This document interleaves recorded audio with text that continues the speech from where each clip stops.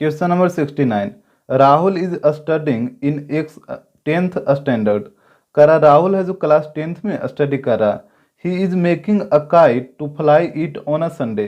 वह एक काइट बना रहा है जिसको संडे को वह उड़ाएगा। Few questions came to his mind while making the kite. Kite को बनाते के समय उसके माइंड में कुछ क्वेश्चन आ रहा है। Give answers to his question by looking at the figure. करा कि उसके क्वेश्चन को आंसर देखिए, नीचे जो फिगर दे रखा है फिगर को देखकर। तो यहाँ पे सबसे पहले समझिए प्रॉपर्टीज ऑफ काइट। काइट का प्रॉपर्टीज क्या होता है। यहाँ पे मान लीजिए ABCD एक काइट है, तो इसका पहला प्रॉपर्टीज है diagonal are perpendicular to each other with longer diagonal bisecting the shorter one. करा कि इसका जो डायगोनल है वो परपेंडिकुलर होता है। परपेंडिकुलर का मतलब 90 डिग्री बना देगा, यहाँ पे चारों तरफ 90 बनेगा। और यहाँ पे बोला है कि जो लॉन्गर डायगोनल है वो शॉर्टर डायगोनल को बाइसेक्ट करा। तो यहाँ पे देखिए AC है जो लॉन्गर डायगोनल होगा और BD है जो शॉर्टर डायगोनल होगा। तो ये जो लॉन्गर डायगोनल AC है वो शॉर्टर डायगोनल को बाइसेक्ट करा, मतलब ये दोनों आपस में इक्वल हो जाएगा, ये वाला और ये वाला। ये लॉन्गर जब शॉर्टर को बाइसेक्ट करेगा तो ये शॉर्टर दो पार्ट में डिवाइड होगा, एक ये वाला और एक ये वाला, ये दोनों आपस में इक्वल हो जाएगा। इसके बाद देखिए सेकंड प्रॉपर्टीज, करा has two pairs of adjacent equal side. इसमें दो पेयर एडजेसेंट इक्वल साइड होता है। जैसे यहाँ पे एक पेयर ये वाला हो जाएगा, ये दोनों आपस में इक्वल, और एक ये ऊपर वाला भी, ये दोनों आपस में इक्वल हो जाएगा। तो इसमें दो pair of adjacent equal side हो गया। एडजेसेंट साइड का मतलब क्या होता है, ये बगल वाला साइड, ये दोनों बगल वाला, और ऊपर ये दोनों बगल वाला। थर्ड प्रॉपर्टी इसका होता है one pair of opposite angles is equal. इसमें अपोजिट एंगल इक्वल होगा सिर्फ वन पेयर, ठीक है। तो यहाँ पे देखिए ये वाला एंगल हुआ, एंगल B और एंगल D, ये दोनों आपस में इक्वल होता है। यहाँ पे एंगल A और C को इक्वल कहीं मत करिएगा, हमेशा एंगल B और एंगल D इक्वल होता है। तो इसी प्रॉपर्टीज को आप ध्यान में रखिएगा और नीचे जो क्वेश्चन दे रखा है उसका आंसर देना है। क्वेश्चन नंबर 1 देखिए, कह रहा Rahul tied the stick at what angles to each other. कह रहा कि राहुल है जो काइट में स्टिक को बांधेगा तो वो कितने एंगल से एक दूसरे स्टिक को बांधेगा। तो यहाँ पे देखिए काइट में जो स्टिक होगा वो एक AD हो जाएगा, एक BD, ये BC हो जाएगा। यही ना, जो डायगोनल है वही इसका स्टिक होगा। तो ये एक दूसरे के साथ कितना डिग्री के एंगल पर आता है, 90 डिग्री पे। तो यानी एक दूसरे को ये 90 डिग्री पे बांधेगा। तो ये हो जाएगा option C। Question number 2, which is the correct similarity criteria applicable for a smaller triangle at the upper part of this kite. करा कि इस काइट के अपर पार्ट में दो स्मॉलर ट्रायंगल बना, इसका सिमिलरिटी क्राइटेरिया कौन सा होगा। यहाँ पे देखिए एक ये ट्रायंगल है और एक ये ट्रायंगल है, तो ये कौन से सिमिलरिटी क्राइटेरिया से सिमिलर होगा। तो आपको पता है कि सिमिलरिटी का 4 क्राइटेरिया होता है, एक AA, एक AA, उसके बाद एक होता है SSS और एक होता है SAS। तो आप देखिए कि ये चारों में से ऑप्शन में कौन सा है। यहाँ पे देखिए RHS तो इसमें सिमिलरिटी का क्राइटेरिया ही नहीं होता है। SAS, तो यहाँ पे देखिए SAS, तो ये सही हो जाएगा। यहाँ पे SSA, तो क्या SSA इसमें है, नहीं है, तो ये नहीं होगा। और AAS, तो यहाँ पे देखिए AAS भी इसमें नहीं है, तो ये भी नहीं होगा। तो ये हो जाएगा ऑप्शन B। और यदि आप यहाँ से चेक करना चाहते हैं तो यहाँ से भी करिए। जैसे ये दोनों ट्रायंगल में चलिए, तो AB और AC आपस में इक्वल है, और यहाँ पे ये मान लीजिए O है यहाँ पे, तो OB और OC भी आपस में इक्वल है। तो ये दोनों साइड, इधर ये दोनों साइड, तो इसके बीच में आएगा एंगल ये और ये, तो ये दोनों एंगल कैसे इक्वल होगा। यहाँ पे तो इसका इक्वल के बारे में कुछ बोला ही नहीं है। तो यहाँ पे आप क्या करिए कि एक ये दोनों साइड लीजिए AB और AC, ठीक है। तो यहाँ पे इसका रेशियो हो जाएगा AB/AC, और एक ये वाला ले लीजिए OA जो साइड है वो इधर भी आएगा वो उधर भी आएगा। तो यहाँ पे ये दोनों ले लीजिए, मतलब OA इक्वल हो जाएगा OA का, और इसके बीच का एंगल है ये 90 डिग्री, इधर ये 90 डिग्री। तो यहाँ पे हो जाएगा SAS से, ठीक है। यहाँ पे एंगल होना चाहिए वो दोनों साइड के बीच में इंक्लूड होना चाहिए। तो यहाँ पे चलिए एक इस ट्रायंगल में और एक इस ट्रायंगल में। तो इस ट्रायंगल में देखिए OB और OC आपस में इक्वल है, और OB और OC का रेशियो निकालिए, तो ये हो जाएगा OB/OC। ये दोनों साइड जब आपस में इक्वल है तो इसका रेशियो कितना आएगा, 1 आएगा, क्योंकि दोनों जब आपस में इक्वल है मतलब ये 2 है तो ये भी 2 होगा, और 2/2 कितना हो जाएगा, 1 हो जाएगा। अगर ये 3 है तो ये भी 3 होगा, और 3/3 करेगा तो 1 आएगा, मतलब इसका रेशियो 1 आएगा। और एक ये वाला साइड ले लीजिए OA जो दोनों में कॉमन है, तो जब ये दोनों में कॉमन है तो इसका भी लेंथ तो सेम ही रहेगा ना, और इसका रेशियो निकालेगा तो ये हो जाएगा OA/OA, इसका भी रेशियो तो 1 ही आएगा, क्योंकि दोनों के में ये दोनों ट्रायंगल में है, इधर भी और उधर भी है, दोनों में लेंथ इसका सेम ही है, तो इसका भी रेशियो 1 आ जाएगा। और यहाँ पे देखिए दोनों साइड के बीच एंगल, ये है 90 डिग्री, उधर ये है 90 डिग्री, तो यहाँ पे एंगल हो जाएगा 90 डिग्री, एंगल ओ और ओ, तो यहाँ पे हो जाएगा angle O equal angle O, और यहाँ पे ये हो जाएगा O B upon O C equal to O A upon O A, तो ये दोनों ट्रायंगल सिमिलर हो जाएगा एस ए एस से, और यहाँ पे एंगल ए है जो इंक्लूड है, यहाँ पे 90 डिग्री क्या है, दोनों साइड के बीच में है, तो एस ए एस, तो ऑप्शन बी होगा। Question number 3, sides of two similar triangles are in the ratio 4:9। करा दो सिमिलर ट्रायंगल है और उसके साइड का रेशियो दे रखा 4:9, तो यहाँ पे देखिए मान लेते हैं एक ट्रायंगल है ए बी सी और एक ट्रायंगल है डी ई एफ, और दोनों ट्रायंगल सिमिलर है, तो यहाँ पे जब दोनों सिमिलर है तो ए बी का कोरस्पोंडिंग डी ई हो जाएगा, बी सी का ई एफ, और ए सी का कोरस्पोंडिंग हो जाएगा डी एफ, और यहाँ पे इसके साइड का रेशियो दे रखा 4:9, तो आप कोई भी साइड ले सकते हैं, आपका मर्जी। जैसे हम अगर ए बी लेते हैं तो यह ए बी का कोरस्पोंडिंग हो जाएगा डी ई, और यहाँ पे इस साइड का रेशियो दे रखा है 4:9।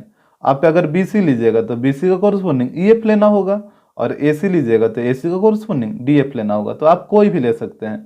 तो इसके साइड का रेशियो दे रखा था, तो यहाँ बोल रहा है कि corresponding medians of this triangles are in the ratio, तो इस ट्रायंगल के कॉरस्पोंडिंग मीडियन का रेशियो क्या होगा, तो यहाँ पे इसका एक मीडियन ड्रा कर लीजिए, मान लेते हैं ए एम इसका मीडियन है और इसका मीडियन है डी एन, ये दोनों कॉरस्पोंडिंग मीडियन है, तो इसका लेंथ पूछा है कॉरस्पोंडिंग मीडियन के लेंथ। तो यहाँ पे देखिए ये दोनों ट्रायंगल सिमिलर है, तो इसके एरिया का रेशियो निकालिए, area of A B C upon area of D E F.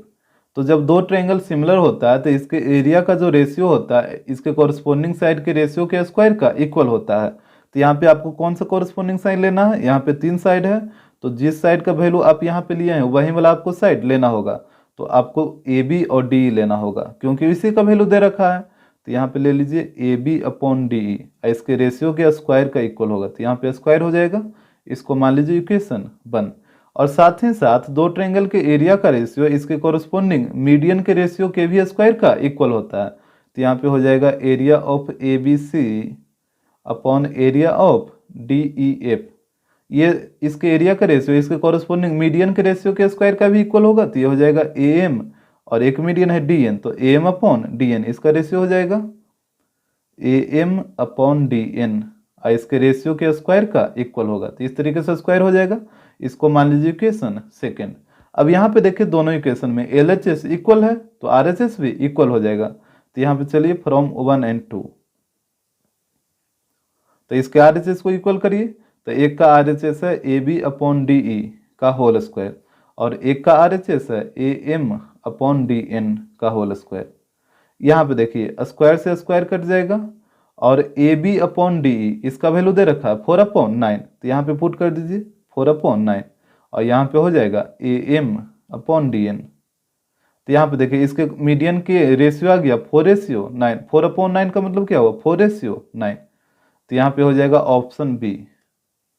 Question number 4, in a triangle, एक ट्रायंगल में if square of one side is equal to sum of the square of other 2 side, करा कि किसी एक triangle में किसी एक side का स्क्वायर अदर 2 साइड के स्क्वायर के सम के इक्वल हो। जैसे मान लीजिए एक ट्रायंगल है ए बी सी, तो इसमें किसी भी एक साइड का स्क्वायर, जैसे मान लीजिए बी सी का स्क्वायर, और ये इक्वल है अदर 2 साइड के स्क्वायर के सम का, तो अदर 2 साइड कौन बचा, एक ए बी और एक ए सी, तो ये इक्वल हो जाएगा A B square plus A C square का।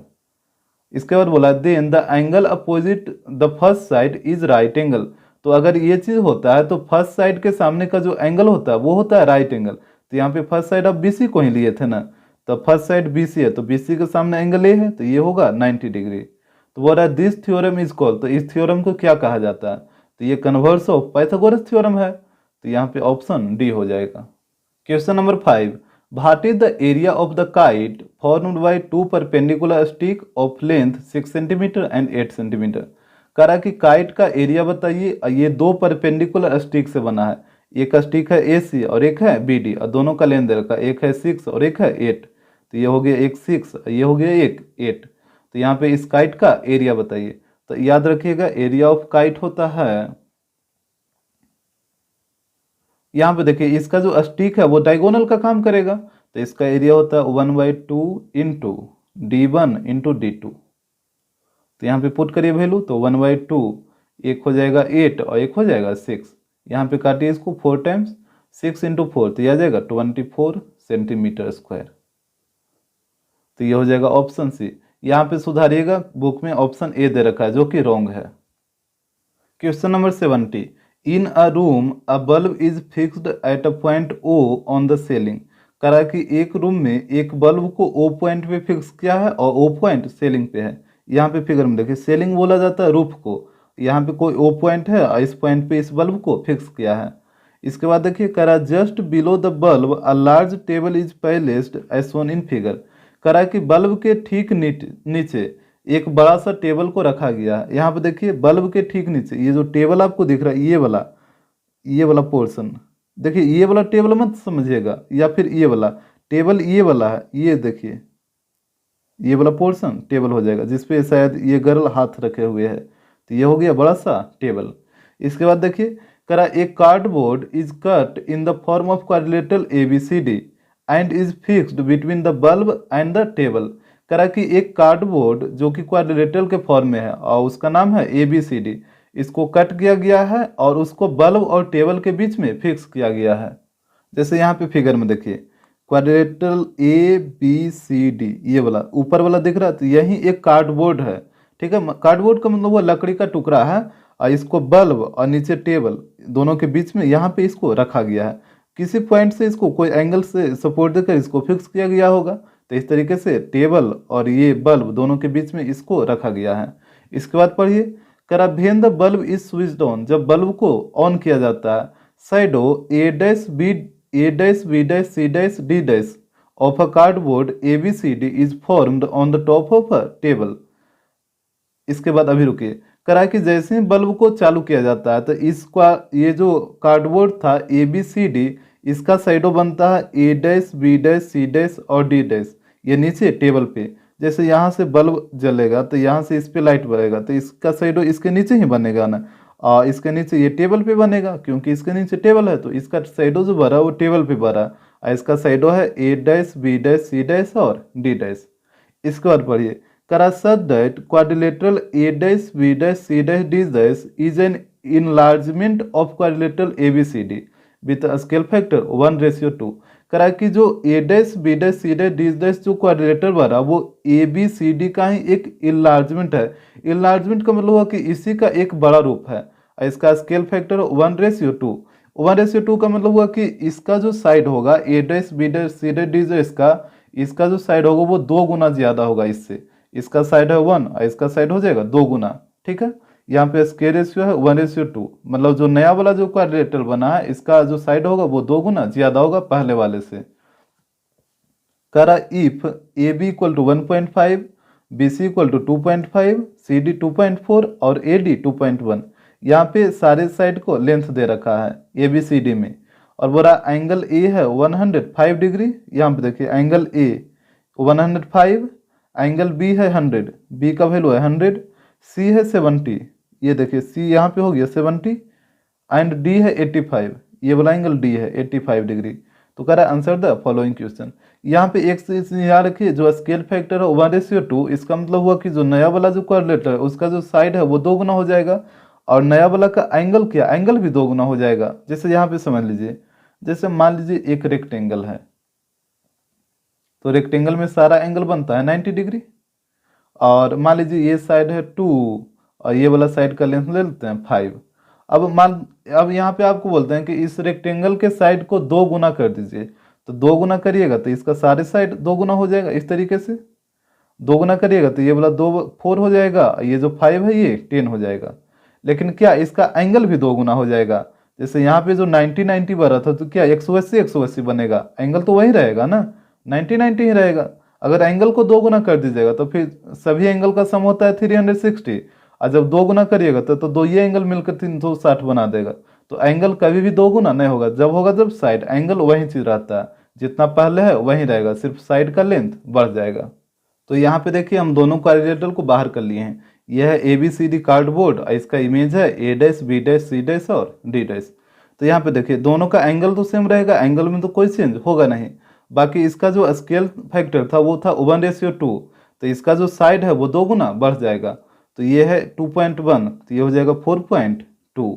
ये है 2.4, तो ये आ जाएगा 4.8। ये है 2.5, तो ये हो जाएगा 5.0। और ये है 1.5, तो ये हो जाएगा 3.0। इसके बाद देखिए, तो क्वेश्चन नंबर 1 देखिए, करा the measurement of angle A dash is, angle A dash का मेजरमेंट कितना है, तो यहाँ पे फिगर में देखिए ए डैश है 105, तो ये हो जाएगा 105, option A.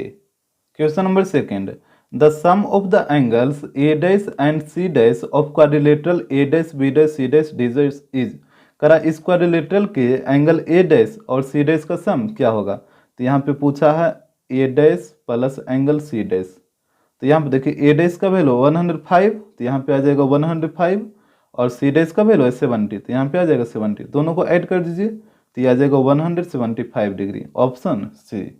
Question number 3, perimeter of quadrilateral A dash B dash C dash D dash is, करा कि इस quadrilateral A dash B dash C dash D dash इसका पेरीमीटर क्या होगा। तो यहाँ पे पेरीमीटर निकालने के लिए चारों साइड को ऐड कर दीजिए, तो यहाँ पे हो जाएगा 3 + 5 + 4.8 + 4.2, तो यहाँ पे सारे को ऐड करिएगा, तो ये आ जाएगा 17 सेंटीमीटर, ऑप्शन डी हो जाएगा। Question number 4, the length of side A dash B dash of quadrilateral A dash B dash C dash D dash is, करा कि इस क्वाड्रिलेटरल के A dash B dash side का लेंथ क्या होगा। तो यहाँ पे देखिए A dash B dash side का लेंथ है 3.0, 3.0 का मतलब 3, तो ये हो जाएगा 3 centimetre, option B. Question number 5, the sum of the angles C dash and D dash of quadrilateral A dash B dash C dash D dash is, करा कि इस क्वाड्रिलेटरल के एंगल सी डैश और डी डैश दोनों का सम बताइए। तो यहाँ पे देखिए सी डैश है 70 और ये है 85, तो यहाँ पे हो जाएगा 70 + 85, तो यहाँ पे इसको ऐड करिए, तो ये आ जाएगा 155, तो option C. Question number 71, observe the below given figures carefully and answer the question, करा के नीचे जो फिगर दे रखा है इसको केयरफुली ऑब्जर्व करिए और क्वेश्चन का आंसर दीजिए। पहला क्वेश्चन बोला है कि इसमें से कौन कौन सा फिगर है वो कॉन्ग्रुएंट फिगर है। तो देखिए कॉन्ग्रुएंट फिगर किसे कहते हैं, जिसमें शेप और साइज दोनों सेम हो, ठीक है, मतलब एक फिगर दूसरे फिगर को पूरी तरह से ढक ले। जब शेप और साइज सेम होगा मतलब एक दूसरे को पूरी तरीके से ढक लेगा। तो यहाँ पे फिगर ए में देखिए, यहाँ पे दोनों का शेप तो सेम है बट साइज क्या है, डिफरेंट है, तो ये रॉन्ग हो जाएगा। इसके बाद देखिए फिगर बी को, तो यहाँ पे आप फिगर बी में देख रहे हैं कि ये पी क्यू और बी सी ये दोनों आपस में इक्वल है, यहाँ पे हाईलाइट कर रखा है। इसके बाद देखिए ये वाला साइड ए बी और क्यू आर, यहाँ पे इसको हाईलाइट नहीं किया है, लेकिन यदि आप इसका लेंथ यदि आपके पास स्केल है तो आप मेजर करके देखिए, ए बी और क्यू आर ये दोनों भी आपस में इक्वल आएगा, और ये नीचे वाला पी आर और सी ए ये दोनों भी आपस में इक्वल आएगा। तो जब इसके तीनों साइड का लेंथ इक्वल है तो ये कॉन्ग्रुएंट फिगर हो जाएगा। इसके बाद देखिए सी में, यहाँ पे एक बड़ा सा है और एक छोटा सा, तो फिर इसका जो साइज डिफरेंट हो गया तो ये कॉन्ग्रुएंट नहीं होगा। फिगर 4 में देखिए एक बड़ा सा कार है और एक छोटा सा कार है, तो ये भी कॉन्ग्रुएंट नहीं होगा। कॉन्ग्रुएंट तभी होगा जब दोनों का साइज सेम होना चाहिए, तो ये भी गलत हो गया। यहाँ पे देखिए फिगर 5 में ये दोनों भी फिगर कॉन्ग्रुएंट नहीं होगा क्योंकि इसका भी शेप तो सेम है बट साइज डिफरेंट है। और फिगर 6 में देखिए यहाँ पे पी आर को हाईलाइट किया, देखिए सिंगल वाले सिंगल के साथ, तो ये दोनों आपस में इक्वल है। ये डबल वाला लाइन डबल के साथ, तो ये पी आर और एस यू ये दोनों भी आपस में इक्वल है, ये वाला भी आपस में इक्वल है, यानी ये दोनों ट्रायंगल होगा वो कॉन्ग्रुएंट होगा क्योंकि इसके ऑल साइड का जो साइज है वो सेम है। तो यहाँ पे फिगर बी और फिगर एफ हो जाएगा कॉन्ग्रुएंट फिगर। क्वेश्चन नंबर 2, करा which of the following statement is correct, करा कि इसमें से कौन सा स्टेटमेंट है जो करेक्ट है। ऑप्शन ए में देखिए, करा all similar figures are congruent, सारा सिमिलर फिगर है वो कॉन्ग्रुएंट होता है। तो सबसे पहले समझिए कि सिमिलर फिगर और कॉन्ग्रुएंट फिगर होता क्या है। तो जैसे देखिए सिमिलर फिगर में क्या होगा कि फिगर का शेप सेम रहेगा और इसका साइज सेम भी हो सकता है और डिफरेंट भी हो सकता है। जैसे यहाँ पे देखिए 3 सर्कल है और तीनों का शेप तो सेम है बट साइज तीनों का डिफरेंट है। और यहाँ पे आप देख रहे हैं इस दोनों सर्कल में इसका भी शेप सेम है बट साइज यहाँ पे साइज भी इसका सेम है। तो यही बोल रहे हैं कि इसका साइज होगा वो सेम भी हो सकता है और डिफरेंट भी हो सकता है। तो याद रखिएगा कि सिमिलर फिगर का साइज सेम भी हो सकता है और डिफरेंट भी, बट शेप तो सेम ही होगा। कॉन्ग्रुएंट फिगर देखिए, तो कॉन्ग्रुएंट फिगर में शेप और साइज दोनों सेम होता है, ठीक है, इसका शेप भी सेम होगा और साइज भी सेम होगा। जैसे यहाँ पे एक है सर्कल जिसका रेडियस है 5 और दूसरा भी सर्कल है जिसका रेडियस है 5, यानी कॉन्ग्रुएंट फिगर जो होता है वो एक दूसरे को ढक लेगा। जैसे दोनों का जब शेप सेम है और साइज भी सेम है तो इसको उठा के इसके ऊपर रखिएगा तो ये सर्कल है जो इसको पूरा पूरी ढक लेगा, तो इसी को बोला जाता है कॉन्ग्रुएंट। अब यहाँ से बताइए कि क्या सारा सिमिलर फिगर कॉन्ग्रुएंट हो सकता है, तो यहाँ से देखिए ये सब जो सिमिलर फिगर है ऊपर में जो आपको दिख रहा है 3 सर्कल, जो तीनों का जो साइज डिफरेंट है, क्या ये तीनों कॉन्ग्रुएंट होगा? कभी भी नहीं होगा। लेकिन आप जो नीचे 2 सर्कल देख रहे हैं यहाँ पे दोनों का जो साइज है वो सेम है और ये दोनों सर्कल कॉन्ग्रुएंट हो जाएगा। यहाँ पे ये सिमिलर भी है और ये कॉन्ग्रुएंट भी हो सकता है। तो यहाँ पे आप बोल सकते हैं कि कुछ सिमिलर फिगर कॉन्ग्रुएंट हो जाएगा और कुछ नहीं होगा। अब यहाँ पे देखिए क्या सारा कॉन्ग्रुएंट फिगर सिमिलर हो जाएगा, तो ये स्टेटमेंट बिल्कुल ट्रू है क्योंकि सारा कॉन्ग्रुएंट फिगर सिमिलर हो जाएगा। आप खुद सोचिए ना कि ये दोनों जो सर्कल कॉन्ग्रुएंट है क्या ये सिमिलर नहीं होगा? बिल्कुल सिमिलर भी होगा, क्योंकि सिमिलर में क्या होता है साइज भी सेम होना चाहिए और शेप भी सेम होना चाहिए। तो यहाँ इसको फॉलो कर रहा है तो सारा कॉन्ग्रुएंट फिगर सिमिलर हो सकता है, बट सारा सिमिलर फिगर कॉन्ग्रुएंट नहीं होगा, इसको आप याद रखिएगा। तो ऑप्शन ए में बोला था कि सारा सिमिलर फिगर कॉन्ग्रुएंट होगा, तो ये गलत हो जाएगा। सेकंड में बोला कि all congruent figures are similar, सारा कॉन्ग्रुएंट फिगर सिमिलर होगा, तो ये तो बिल्कुल सही है, ये भी आपको बताए हैं। ऑप्शन सी देखिए, करा the criterion for similarity and congruency is same, करा कि सिमिलरिटी और कॉन्ग्रुएंसी का जो क्राइटेरिया होता है वो सेम होता है।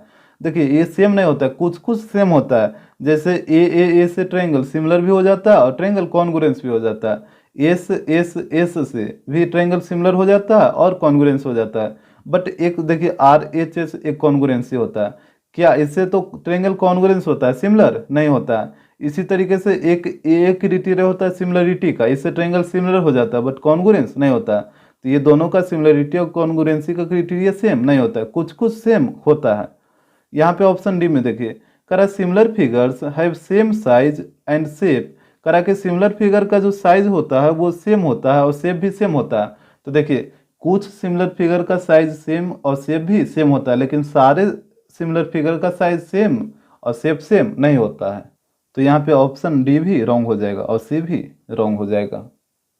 Question number 3, if a line divides any 2 sides of a triangle in the same ratio, करा कि अगर कोई लाइन ट्रायंगल के 2 साइड को सेम रेशियो में डिवाइड करता है। जैसे सपोज कर लीजिए कि एक ट्रायंगल है ABC, यहाँ से मान लीजिए एक ट्रायंगल है ABC और एक लाइन मान लेते हैं DE एक लाइन है जो ट्रायंगल के 2 साइड को सेम रेशियो में डिवाइड करता है। सेम रेशियो का मतलब AD/DB इक्वल हो जाएगा AE/EC का। तो इसके बाद बोला है then the line is parallel to the third side, तो कहता है तब ये लाइन है जो थर्ड साइड के पैरेलल होता है। मतलब ये जब सेम रेशियो में डिवाइड होता है तो ये जो लाइन है वो थर्ड साइड के पैरेलल हो जाता है। तो which theorem is differentiated by this statement, तो ये स्टेटमेंट है जो कौन सा थ्योरम को शो कर रहा है, तो ये कौन सा थ्योरम है, कन्वर्स ऑफ थेल्स थ्योरम है। तो ये हो जाएगा option C, converse of Thales theorem. Question number 4, using the concept of similarity the height of tree is, करा कि कंसेप्ट ऑफ सिमिलरिटी का यूज करके ट्री का हाइट बताइए। तो यहाँ पे देखिए ये मैन है और ट्री है, इसका शैडो इस तरफ बन रहा है, इसका भी शैडो इस तरफ बन रहा है, इसका मतलब सन इधर कहीं होगा सन, और ये भी 90 डिग्री पे खड़ा रहेगा, ट्री भी 90 डिग्री पे खड़ा रहेगा। तो ये दोनों का एंगल इक्वल हो गए 90-90, और जब सन से इधर रे आएगा तो दोनों पे एक साथ रे आएगा, तो ये वाला एंगल और ये वाला एंगल भी आपस में इक्वल हो जाएगा। तो ये दोनों ट्रायंगल सिमिलर हो जाएगा ए सिमिलरिटी से, और जब दोनों ट्रायंगल सिमिलर हो गया तो इसके कॉरस्पॉन्डिंग साइड का रेशियो प्रोपोर्शनल हो जाएगा। तो देखिए ये वाला साइड और ये वाला साइड कॉरस्पॉन्डिंग होगा और नीचे ये वाला और ये वाला कॉरस्पॉन्डिंग होगा। तो ये दोनों साइड का रेशियो निकालिए, तो ये हो जाएगा 5 और ये साइड है x, तो ये हो जाएगा 5/x, और नीचे वाला साइड देखिए तो ये है 7 और ये है 14, तो इसका रेशियो हो जाएगा 7/14। यहाँ से कट करिए 2 बार में और क्रॉस मल्टीप्लाई करिए तो x का वैल्यू आ जाएगा 10, यानी ट्री का हाइट आ जाएगा 10 फीट। और देखिए इसको दूसरा तरीका से भी आप सोच सकते थे, जैसे यहाँ पे ये 7 है ये 14 है, तो ये 2 टाइम्स हो गया है, 7 में 2 से मल्टीप्लाई करिएगा तभी ना 14 आएगा। तो जब 7 में 2 से मल्टीप्लाई करिएगा तो 5 में भी 2 से करना होगा, तो 5 में 2 से करिएगा तो ये हो जाएगा 10, तो इसका हाइट आ जाएगा 10 फीट।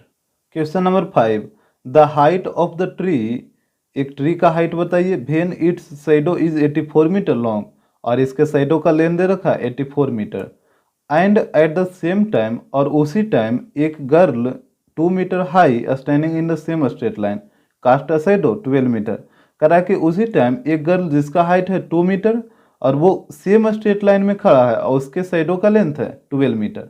तो यहाँ पे देखिए, जैसे मान लीजिए ये एक ट्री है,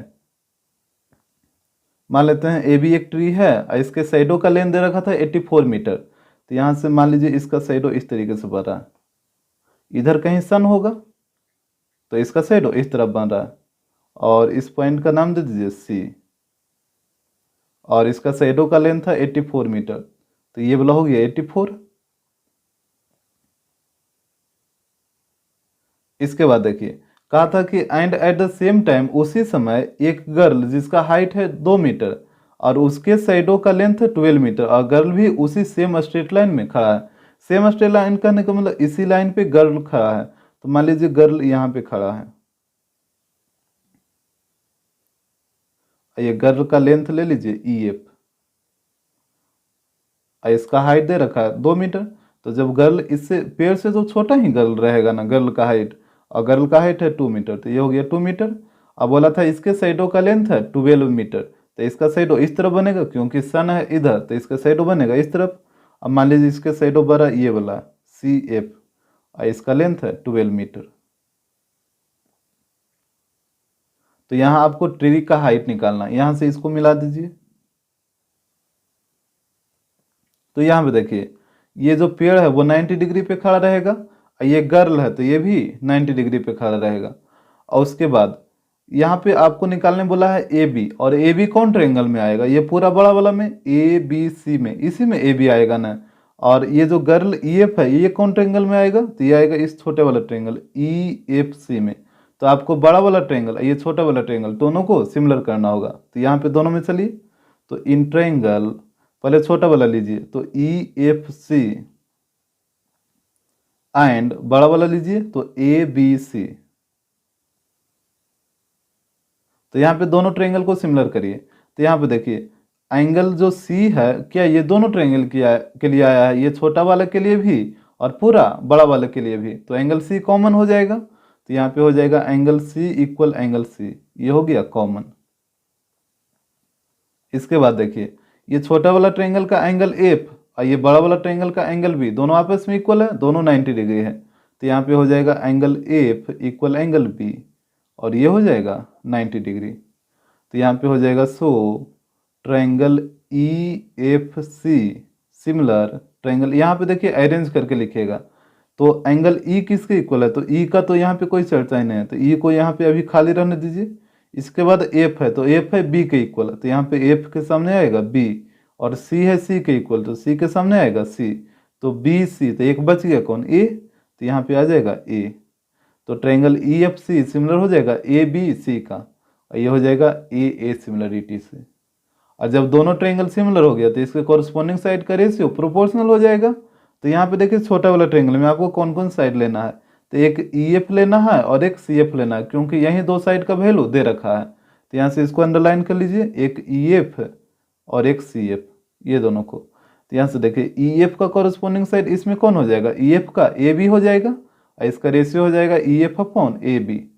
और एक लेना है आपको एफ सी, और एफ सी का कॉरस्पॉन्डिंग हो जाएगा बी सी, इसका रेशियो आएगा F C upon B C. यहाँ पे वैल्यू पुट करिए, तो देखिए ई एफ का वैल्यू है 2, तो यहाँ पे आ जाएगा 2, और ए बी, तो ए बी तो आपको निकालना ही है, ये ट्री का हाइट है तो ए बी की जगह ए बी रहेगा।